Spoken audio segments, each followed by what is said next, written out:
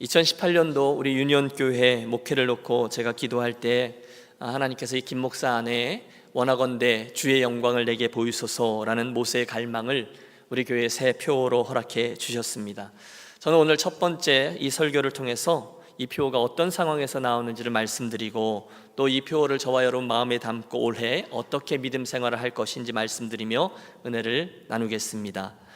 본문은 이런 거죠. 출애굽 광야 시대의 초기 하나님과 이스라엘 백성들 가운데 있었던 사건들 우리 압니다. 시내산 언약이 있었고, 그 사이에 밑에서 이스라엘 백성들이 금송아지를 만들어 우상으로 섬겼으며, 그에 대해서 진노했던 하나님, 그리고 하나님으로부터 멸족의 위기 앞에 선 이스라엘 백성, 그리고 그들을 위해 혼자 올해 저를 위해서 기도 많이 해주시기 바랍니다. 혼자 산으로 올라가 이스라엘 백성들을 위해 생명을 걸고 기도한 모세의 기도, 우리 모두 기억합니다.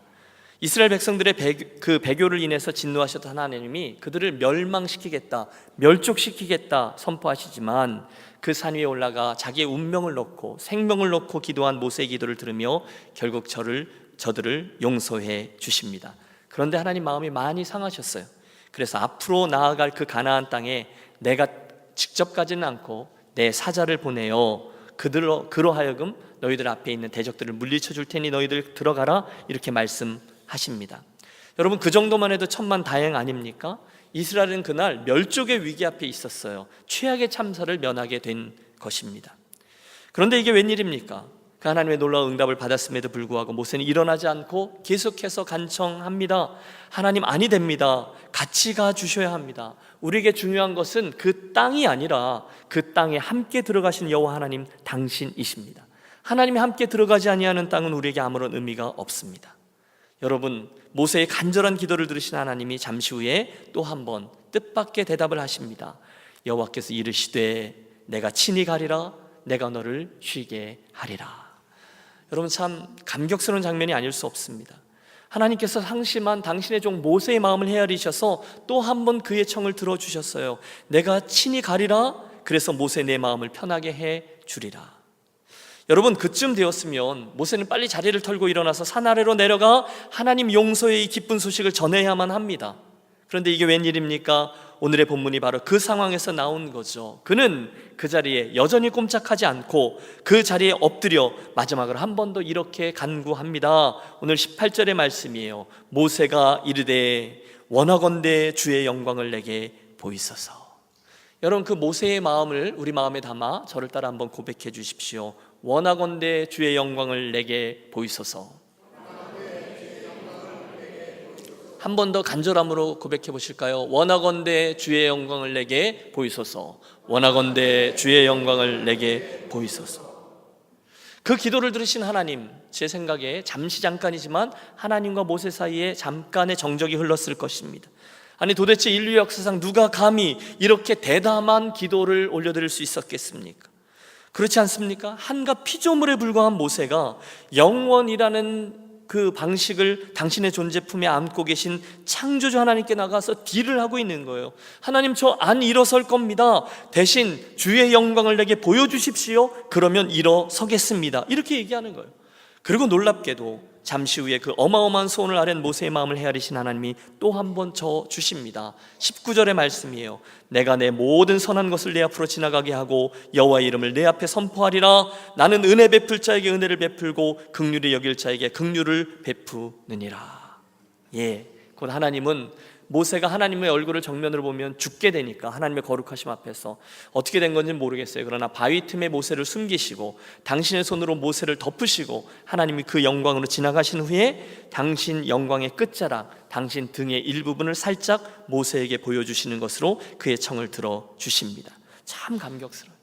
여러분, 오늘 중요한 건 이겁니다. 그 영적인 줄다리기 끝에 피조물인 모세가 감히 그분의 영광을 보기를 구하였고 결국 그 영광을 목도에 내고야 말았다는 거예요. 자, 여기서 우리의 질문이 시작됩니다. 여러분, 아니 어떻게 모세가 그날 그런 엄청난 기도를 올려드릴 수 있었습니까? 아니, 저가 어떻게 감히 그런 어마어마한 청을 올려드릴 생각을 한 것입니까? 여러분, 이게 가당키나 기도입니까? 그 해답을 얻기 위해서 제가 며칠 동안 묵상을 했어요. 이번 주간에 도대체 어떻게 이런 일이 일어날 수 있을까? 모세가 어떻게 그런 대담한 기도를 할 수 있을까? 나름대로 해답을 얻습니다.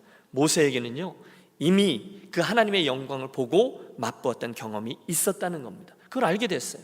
언제죠? 여러분, 맨 처음에 모세가 하나님을 조우하고 하나님의 영광을 목도했을 때가 있어요. 얼마 전의 이야기죠. 출애굽이 막 시작되기 전에, 그 사건이 시작되기 직전에 그는 하나님의 영광을 맛본다는 것이 무엇인지를 이미 알고 있었다는 거예요. 당당히 기도를 할 수 있었습니다.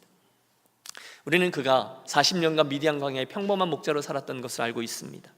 하나님의 때가 다가왔고 결국 호렙산의 한 기슭에서 사라지지 아니하는 떨기나무를 통해 하나님의 부르심을 입습니다. 그분이 말씀하시잖아요. 모세야, 내가 선 곳은 거룩한 곳이니 내 발에서 신을 벗으라. 그날 모세의 존재가 자기에게 나타나신 하나님의 영광스러움 앞에 노출되었습니다. 그리고는 순종의 길을 떠날 수 있게 되었어요. 여러분, 제가 드리는 말씀은 이겁니다. 그는 그날 그분의 임재가 드러난 불꽃 가운데서 하나님의 영광을, 하나님의 음성을, 하나님의 마음을 이미 경험했던 사람이에요. 그게 뭔지를 알아요. 그래서 오늘 그 민족의 최대의 위기 앞에 가장 중요한 그 소원을 다시금 아뢰고 있었던 것입니다.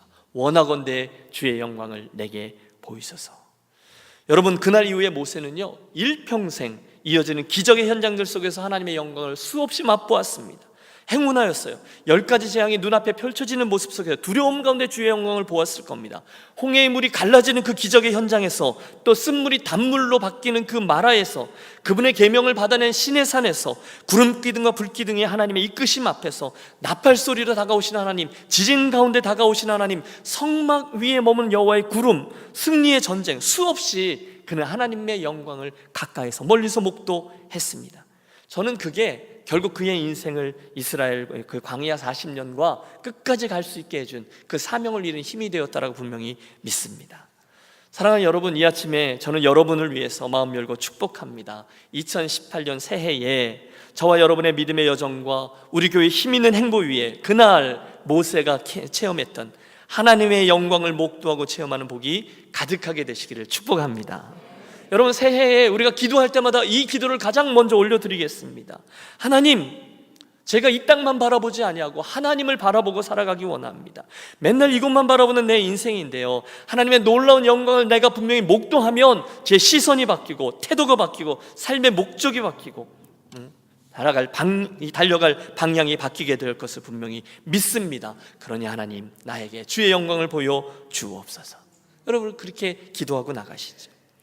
오래전에 믿음의 조상이었던 아브라함이 하나님의 영광을 보았죠. 하나님과 씨름하던 야곱도 그분을 대면하여 보았죠. 오늘 이야기의 주인공인 모세와 이스라엘도 그랬죠. 우리 지난 한 해 동안 살폈던 이야기, 이스라엘의 성군 다윗도, 그의 아들 솔로몬도, 그와 동시대 여러 인물들도 하나님의 영광을 보았습니다. 아니, 엘리야는 어떻습니까? 이사야 선지자는요, 그분의 영광 앞에 섰습니다. 신약으로 넘어갔어요. 아니, 너무 훌륭한 사람들 말고 평범한 사람들, 글쎄요, 예수님의 제자들 가운데 변화산에 함께 올랐던 3명의 제자들도 예수님의 변화되신 모습을 보고 그분의 영광을 맛보았을 겁니다. 사도 요한도 보았습니다. 사도 바울도 삼층전을 맛보았어요. 내가 어찌하여 나를 핍박하느냐, 다메섹 도상에서 예수 그리스도를 정면 충돌했습니다. 제한적이긴 하지만 그분을 맛보았어요. 그리고 그 경험이 평범했던 저들의 인생을 하나님 앞에서 존귀한 삶으로 바꾸어 주었습니다. 키는 이겁니다. 하나님의 영광을 목도했다는 거예요. 물론 여러분, 오늘 아침에 제가 이 설교를 통해서 여러분, 그러므로 이렇게 하면 하나님의 영광을 목도할 수 있게 될 겁니다, 이렇게 하십시오, 그분이 우리에게 당신의 영광을 나타내 보여주실 것입니다, 이 말씀 드리려는 건 아닙니다. 말이 되지 않죠. 그분의 소관이에요. 다만 우리는 이 태도죠. 원하건대 주여, 내가 주의 영광 보기를 원하오니 나에게 그 영광을 맛보게 하여 주옵소서. 소원하며 기도하는 거예요. 그리고 최선을 다해서 성경 속에 어떤 컨텍스트에서 하나님이 우리에게 영광을 나타내 보여주셨는지를 보며 우리 모습을 그리로 자꾸 이끌어 가는 거죠. 저는 오늘 성경에 많아요, 그러나 3가지 경우를 들어서 여러분과 함께 이 하나님의 영광에 대한 얘기를 나누어 보겠습니다. 가장 먼저 하나님의 말씀은요, 저와 여러분이 하나님 그분의 동행하심을 구할 때 당신의 영광을 보여주셨음을 우리에게 보여줍니다. 우리가 그분의 무엇을 구할 때요? 동행하심을 구할 때. 오늘 우리가 택한 본문이 이것을 증명합니다. 모세가 지금 기도하는데, 원하건대 주의 영광을 내게 보이소서 기도하는데 어떤 상황에서 나온 거죠? 그가 하나님, 우리야 반드시 동행해 주십시오라고 간구하는 그 상황에서 나왔습니다. 긍휼한 마음이잖아요. 이 백성들 가나안 땅에 들어가면 뭐 하겠어요? 그 땅이 뭐 얼마나 대단하다고요.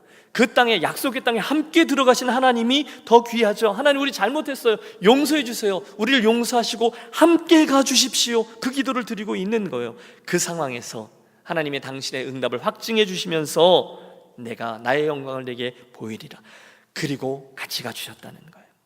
사랑하는 여러분, 모세의 간구를 본문에서 보시면서 이 아침 저와 여러분에게 선한 믿음의 도전이 있게 되시기를 바랍니다. 오늘 저와 여러분에게 그날 이스라엘 백성들처럼 우리의 우상 숭배를 인하여 좀 안타까워하고 주님의 긍휼하심을 구하는 그런 모세의 마음들이 있으시기를 바라요. 여러분, 제가 묻습니다. 여러분, 그 모세가 하나님의 동행하심을 그렇게 구했던 것처럼 저와 여러분의 이 신년 한 해 동안 하나님의 동행하심을 그렇게 간절히 구하는 마음이 우리들에게 있습니까? 여러분, 제 안에 안타까움이 있어요. 새해를 시작하잖아요. 오늘 우리 교회와 우리 공동체 가운데, 우리들의 믿음의 여정 가운데 새해를 시작하지만 하나님의 은혜를 그렇게 갈망하며 주님 함께 가주십시오 라고 하나님의 동행을 구하는 갈망이 너무너무 작게 느껴지는 것입니다. 다시 강조해요. 여러분, 제가 보기에 우리가 다 다르죠. 하지만 우리들의 인생과 우리 교회 행보에 하나님의 그런 터치하심이 있잖아요. 하나님, 내 인생에 같이 가주십시오, 내가 간절히 사모하며 그분의 능력의 역사하심을 구하는 기대와 소원이, 여러분 죄송해요, 제 성에 차지 않아요. 여러분, 좀 더 갈망하셨으면 좋겠어요. 그분의 은혜를 그만큼 사모하지 않으신 것 같아요. 저는 그게 너무도 안타까운 것 같아요. 우리가 예수를 믿기는 믿습니다. 그런데 그 예수님의, 살아계신 그 예수님, 주의 영광을 보기를 별로 구하지 않아요. 예수님이 내 삶을 제발 어떻게 좀 해주셨으면 좋겠어요 라는 애절함이 너무도 작은 듯 보여요. 그리고 여러분, 그 고민의 끝은요, 죄송하지만 저에게로 향합니다. 문제는 저에게 있는 것 같아요. 오늘 목사인 저에게, 유년교회 목자로 하나님께 세워주신 저에게 그 하나님의 얼굴을 구하고 여호와의 영광을 구하는 그 목마름이 너무너무 부족합니다. 여러분, 성도들에게 그 모습이 충분하지 않은데 제가 그렇게 애통하지 않는 거예요. 여러분, 저를 용서하십시오. 그래서 결국 이 앞에 걸려있는 원하건대 주의 영광을 내게 보이소서라는 유년교의 표현은 저의 영적인 절규입니다.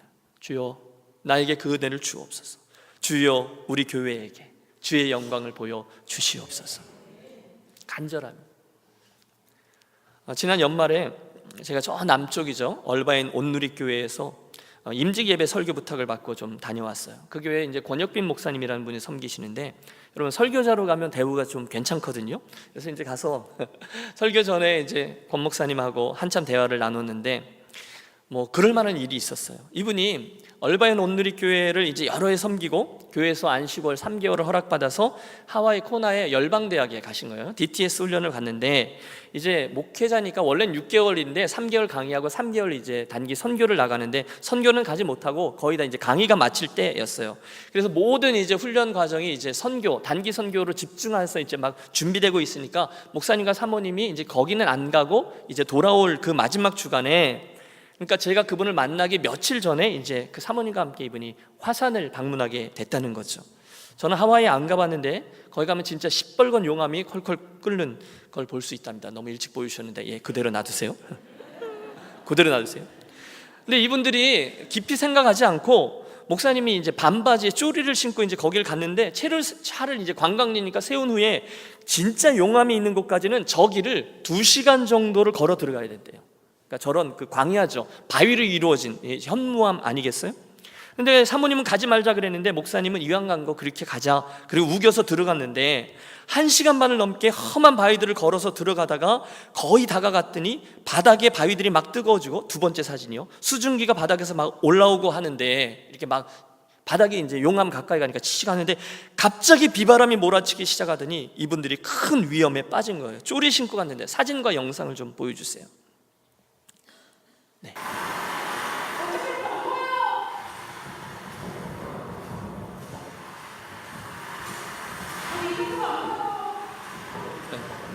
예, 됐습니다. 여기까지 한번 보시죠. 여러분, 이 일이 이제 막 시작되는 거예요.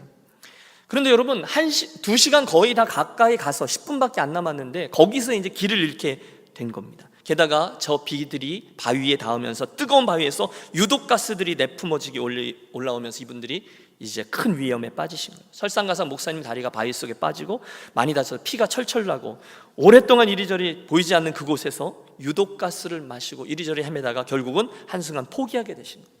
911에 전화를 하는데 신호가 없는 거죠. 저 화산 있는 그쪽 산꼭대기니까 배터리는 거의 다 돼가고, 그러다 어느 한순간 도저히 안 되겠다, 앞을 볼 수가 없다는 거, 하나도 안 보여서 멈춰 서자 했다는 거죠. 목사님 마음속에 이런 생각이 들어요. 정말 우리 부부가 내가 죽는 것을 내 아내가 보든지 내 아내가 죽는 것을 내가 보든지 할 수 있겠구나. 거기까지 죽음의 그림자가 자기들을 엄습했어요. 수건을 싸서 입을 가렸는데 가스 때문에 목이 아파오기 시작하더니 그 다음에 쭉 설명을 들어보면 그러다 이제 이분들이 죽는 거거든요. 여전히 아픔 보이지 않고 뜨겁고, 그 순간에 사모님이 카톡을 하시더래요.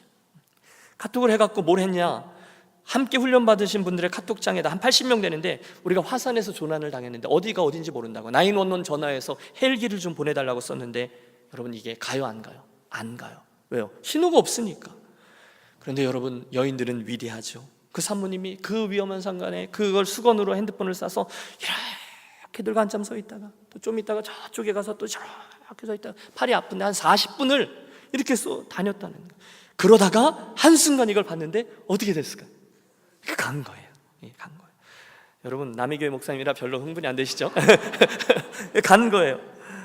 그리고 그 순간에 그게 저 아래서 기적 같은 일이 벌어져요. 누군가가 본 거예요. 그러더니 어머나 세상에, 이러고 이제 뭐 911으로 전화하고 헬기가 오고, 헬기가 왔는데도 바로 못 구하고 아래가 안 보이니까 3번이나 헬기가 왔다가 하고, 여러분 얼마나 그 절망 속에 죽음의 그림자를 맛보았겠습니까? 그러다 기적적으로 이분들이 구출되신 거예요. 그날 가족들에게 보통 하루 일과가 마치 한 5가지 감사의 제목을 쓴대요. 근데 그날 감사 제목이 100개가 넘게 됐다는 거예요. 이야기의 포인트는 그 일로 인해서 이 권 목사님 네 분이 복음에 대한 분명한 확신, 그분의 기적적인 관심, 중보기도의 능력, 그동안 DT에서 다 소용없어요. 이 한 번의 놀라운 기적을 통해서 하나님을 진하게 맛보게 된 거죠. 난리도 아니었대요. 지역신문에 막 이 사람들 유명 인사로 막 기사 뜨고, 나중에 와서 교회 간증하는 영상을 제가 자세히 봤는데 성도들도 다 울고. 여러분, 목사는 할 수 없는 게 그 상황에서 이 목사님이 이런 걱정이 들더래요.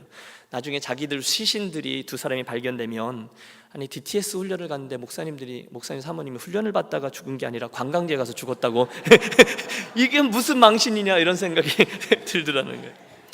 그 얘기를 한참 듣고 저도 같이 감사하고 감격했어요. 그런데 지난 주간에 이제 말씀을 이렇게 준비하는데 내내 그 사모님의 모습이 떠오르는 것이 아니에요. 특별히 그 이야기 중에 신호가 없어서 연결이 되지 아니하는 카톡, 배터리도 거의 다 죽어가고 있는 그 상황에 이분이 이걸 이렇게 들고 있는 거예요.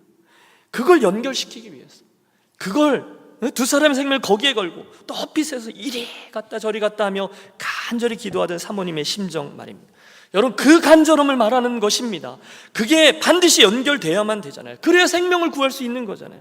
그 간절함이 저와 여러분의 주님을 향한 간절함이 되어야 될 줄로 믿습니다. 주님과 같이 가야 되는 거예요. 여러분, 주님 없이 가면 메마르잖아요. 재미없잖아요. 방향 감각이 없잖아요.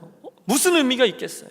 그 이야기를 하는 거예요. 주님의 동행하심을 그렇게 간절히 구하는 거예요. 주님, 나에게 당신의 임재, 당신의 동행, 그래서 당신의 영광을 보여 주옵소서. 그런 이들에게 주의 영광을 보여주실 줄로 믿습니다. 두 번째, 우리가 주님의 영광을 목도하는 성경의 사건들을 살피다가 저는 문득 그 신약 성경 요한복음 11장에 서게 되었습니다. 죽은 지 사흘이나 돼서 벌써 냄새가 나나이다. 그 나사로의 죽음으로 인해서 눈물을 흘리고 있던 누이죠, 마르다에게 주님이 이렇게 말씀하셨어요. 내가 믿으면 하나님의 영광을 보리라.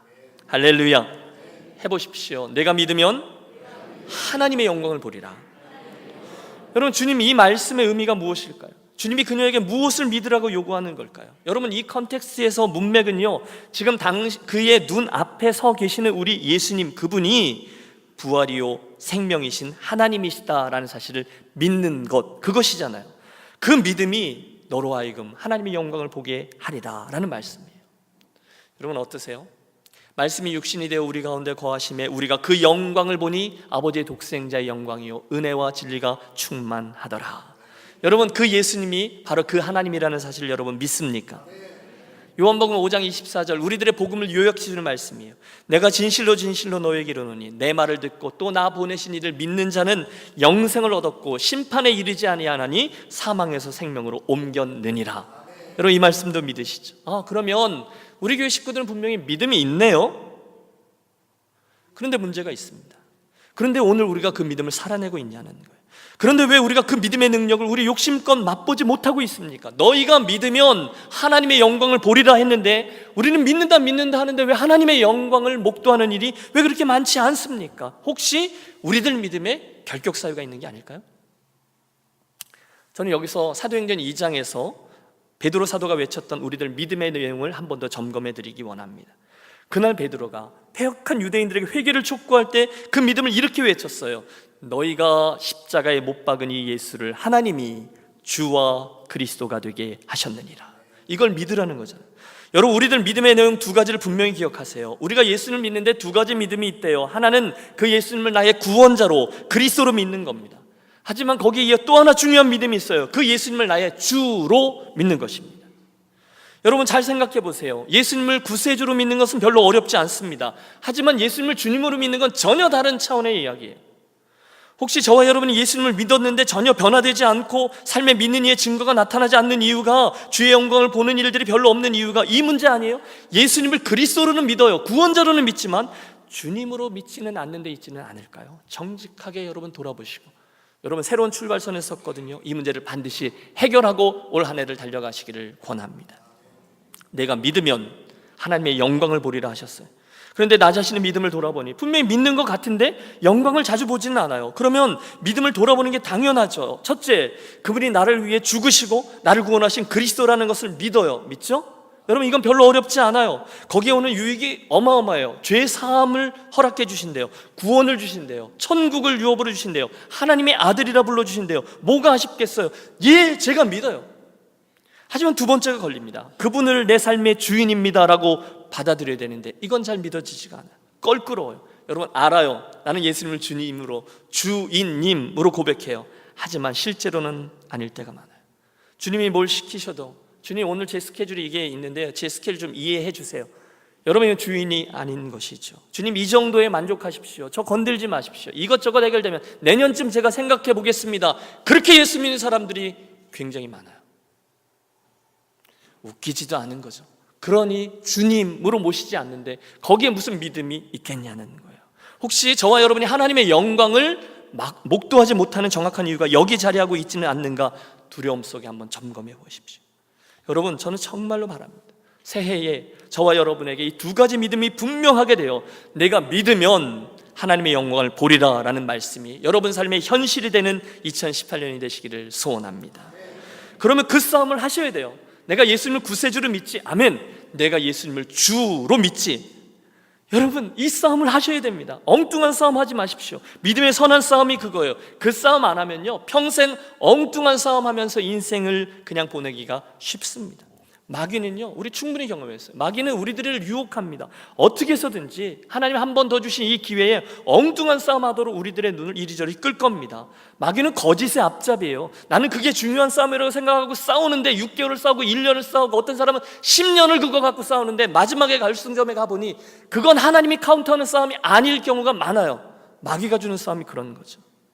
여러분 그 쓸데없는 싸움하면요 우리들의 영혼이 황폐해집니다. 관계 끊어집니다. 신앙의 기쁨 사라집니다. 주님의 일 함께 합시다 초대해도 별로 함께 할 생각이 없습니다. 점점 안 하게 되면요 힘드니까 안 하잖아요. 나중엔 귀찮아서 안 합니다.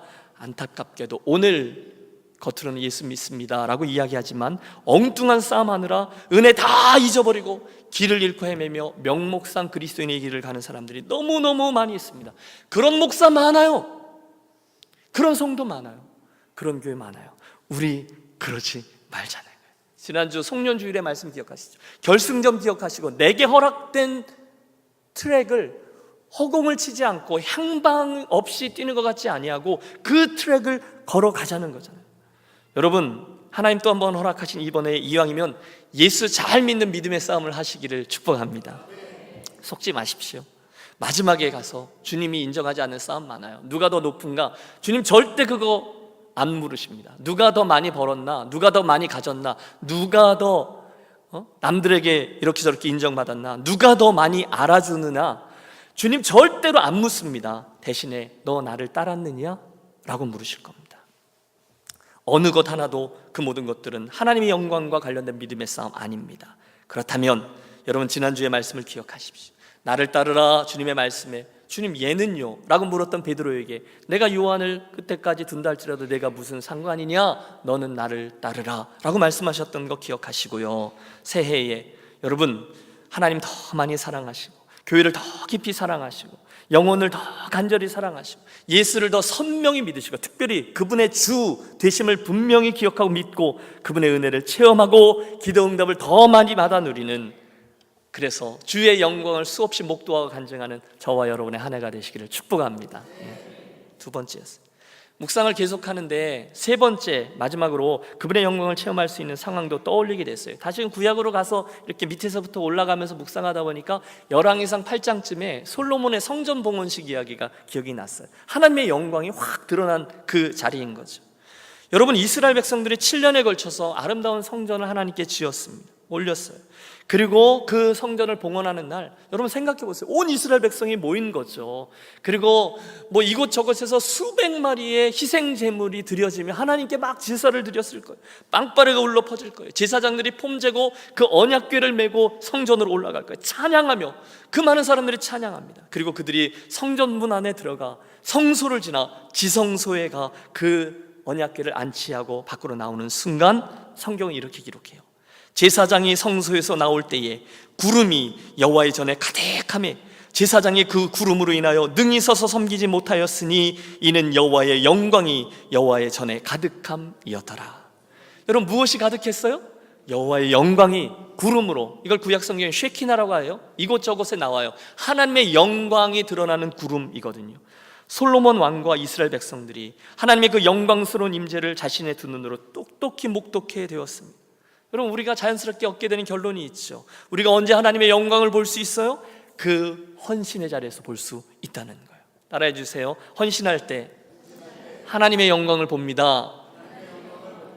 여러분, 그날 이스라엘 백성들의 화두는 성전 봉헌, 헌신이었습니다. 7년 동안 그들이 얼마나 열심히 드리고 섬겨서 그 성전을 완공한지 몰라요. 여러분, 그들이 전심으로 그분께 그 성전을 봉헌할 때 하나님의 영광이 그들에게 빽빽하게 구름으로 보이게 되었다는 거예요. 목사님 또 인생 살기 힘들고 이민자로 사는 것 자체도 힘든데 또 뭐 헌신하라고 하나 보다. 여러분, 알레르기 반응 보이지 마십시오. 그런 말씀 드리는 게 아니에요. 그러나 저는 정확히 묻고 싶습니다. 여러분, 무엇이 되든 우리 하나님께 헌신해 보셨습니까? 헌신해 보셨죠? 제가 이렇게 이쪽부터 저쪽까지 이렇게 검색해 보면 여러분과 연결되어져 있는 수많은 스토리들이 기억납니다. 여러분, 주님 정말 사랑하고 교회 사랑해서 섬겼던 일들 다 기억합니다. 여러분, 지난 주말에도 우리가 그 많은 교회 가족들이 화요일부터 토요일까지 점점 더 많아졌잖아요. 굉장히 고무적이었어요. 최선을 다해서 새벽을 드리고 몸도 드리고 은사 드리고 물질도 드리고 새벽 시간도 드리고 그러면서 달려왔어요. 또 지난 주간에도 여러분이 밤 늦게까지 열심으로 주님을 섬기던 분들 계세요. 그런데 아세요? 저는 그렇게 최선을 다해서 섬기시는 분들 가운데 불평하시는 분을 만난 적이 없어요. 왜 그럴까요? 그분들이 훌륭했어요? 아니요. 헌신하는 이들에게 주는 하나님의 느낌표, 하나님의 기쁨과 열매가 있기 때문인 줄로 믿습니다. 헌신한 자에게 있는 보상은요, 헌신한 자들의 것이에요. 하나님이 그런 것들을 저들에게만 주세요. 물론 힘들어요. 여러분, 해보셨잖아요. 왜 바보같이 내가 이러고 있나 라는 생각 들잖아요. 딴 사람들은 안 하는데 왜 나만 그러냐? 여러분, 그럴 때 있으세요. 하지만 그 섬기고 헌신하는 이들에게 하나님이 주시는 보상이 분명히 있는 줄로 믿습니다. 그게 뭐냐면 하나님의 위로고요, 그게 뭐냐면 하나님의 임재고요, 그게 뭐냐면 하나님 주시는 열매고요, 그게 뭐냐면 하나님 주시는 기쁨입니다. 그분들이 아는 거죠. 시편 122편에 이런 말씀이 있어요. 예루살렘을 사랑하는 자는 형통하리로다. 저는 이 예루살렘을 영적으로 주님의 몸인 이 교회라고 해석해도 아무 무리가 없다라고 믿습니다. 그런 분들에게 올 한 해 하나님의 임재, 하나님의 영광을 보는 축복이 있게 되시기를 바랍니다. 제가 전에 한번 같이 동역했던 이요한 목사님 이야기를 드린 적이 있죠. 지금 칸사스 선교교회 담임 목사로 갔는데, 이분이 이제 부목사니까 새벽 예배 설교할 때 제가 저기 앉아 있었는데, 그분이 목사님 자제로 자랐거든요. 근데 아버님이 어렵게 목회하셨어요. 도시에서 자그마한 교회를 목회하신 거죠. 근데 그 교회에 실제로 있었던 이야기 하나를 간증하는데 제가 얼마나 충격을 받았는지 몰라요. 그분이 라스트 네임만 밝혔어요. 유집사님이시라고. 유씨 가운데 훌륭한 분들이 많이 나와요. 참고로 예, 거기까지. 유집사님이라는 분이 계셨는데 세상적으로는 별로 내세울 게 없는 분이셨습니다. 인생의 궤적이 순탄하지 않으셨어요. 어떻게 알 수 있냐면 그 나이에 어디 마땅히 갈 데가 없으셔서 교회에 기거하시면서 일하러 다니시는 분이셨어요. 상황 이해가 되시죠? 근데 어느 날 교회가 좀 어려움을 겪으면서 교회 건축원금을 좀 해야 되기도 하고, 그럴 때 그분 때문에 온 교우들이 경악할 일을 한번 경험하게 된 거죠. 왜냐하면 이분이 자기도 그 흐름 속에 하나님을 위해서 뭘 좀 해드리고 싶은데 자기 형편으로 도대체 뭘 어떻게 할 수 있는 게 아니니까 자기의 안구를 하나 팔아서 그것을 하나님께 드리려고 서울에 가면 그런 게 있잖아요. 장기, 알선, 장기매매, 거기에다 연락을 취하셨다는 거예요. 다행히 이분의, 자행인지 불행인지 모르겠어요. 다행히 이분이 몸에 지병이 있으셔서 장기를 그들이 취할 수가 없어서 거절을 당하신 거예요. 그러고 나서 이분이 교회에 와가지고 나는 정말로 주님과 교회를 위해 살 수 있는 게 한 개도 없구나 그러면서 서러움에 울다가 그게 그만 들통이 나버린 거죠. 교회가 발칵 뒤집혔어요. 목사님도 성도들도 와서 울고불고 난리가 나는 거예요. 여러분, 장기 팔아서 헌금하지 마세요. 형편이 어려우신 분들, 여러분 헌금 안 하셔도 됩니다. 못 하셔도 됩니다. 대신 여러분의 몸을 로마서 12장에 나오는 대로 거룩한 산제사로 드리시면 됩니다. 그러면 충분하죠. 그러나 이 시간 그분의 그 마음을 한번 헤아려 보자는 거예요. 여러분, 그 방법은 너무너무 어리석은 방법입니다. 그러나 그 마음이에요. 여러분, 오죽 갈 곳이 없으면 교회에 기거하셨겠어요. 그런데 그런 형편의 그분이 드리고 싶어서, 주님을 위해서 뭘 좀 헌신하고 싶어서 그런 어리석은 방법을 생각해보고 정말로 시도까지 했다는 게 너무너무 가슴이 아픈 거예요. 제가 그날 새벽 기도를 마치고 계속 기도하는데 가슴이 얼마나 먹먹해졌는지 모르겠어요. 나는 어떠한가? 나는 목사인데 나의 주님을 향한 사랑은 어떠한가? 나의 주님을, 교회를 향한 헌신은 어떠한가? 질문하고 반성 많이 했어요. 여러분, 저는 그분의 그 무식한 방법이 전혀 부럽지 않아요. 저는 안 그럴 거예요. 그러나 그분의 주님과 교회를 향한 간절한 사랑은 너무너무 부럽습니다. 저는 확실히 알아요. 그날 주님께서 그분의 그 마음과 그 전화번호로 전화를 돌릴 때에 그 마음을 주님이 이미 보셨고 다 받으셨고 더 귀한 축복으로 그분에게 보태주셨으리라 믿습니다. 할 수만 있다면 하나님께서 저에게도, 그리고 사랑하는 여러분에게도 주님을 향한 그런 사랑과 헌신의 마음을 열어주셔서 틀림없습니다. 그 자리에 하나님의 임재를, 하나님 주시는 느낌표를, 당신의 영광을 체험케 해 주시기를 축복합니다. 그 하나님의 영광은 그 헌신한 자들의 몫입니다. 오늘이 2018년도 첫 주일입니다. 여러분, 광야와 같은 새해 또 한 번 인생길을 걸어가실 때 우리에게 허락해 주신, 저를 통해서 주신 마음의 도전이죠. 이 말씀을 교회 표어로 붙잡고 귀한 축복을 구하며 나아가겠습니다. 원하건대 주의 영광을 내게 보이소서. 그 영광을 목도하고 아멘 소원하셨다면, 첫째, 여러분 올 한 해 그분과의 동행하심을 간절히 구하며 나아가십시오. 둘째, 여러분 엉뚱한 싸움 하지 마시고 그분을 더 잘 믿기 위해, 특별히 그리스도뿐이 아니라 주로 믿기 위해 전심전력하십시오. 그리고 셋째, 그 하나님께 오늘 여러분의 인생에 드릴 수 있는 가장 귀한 사랑과 헌신을 드리기 위해 몸부림을 치십시오. 하나님과의 동행이에요, 온전한 믿음이에요, 그리고 진지한 헌신이에요. 그때 하나님 저와 여러분의 일거수일투족 동행하시고 우리에게 나타나 보여주시고 그분의 영광을 직접 체험케 해주실 줄로 믿습니다. 그 기적이 일어나는 2018년 되시기를 예수님의 이름으로 축복합니다.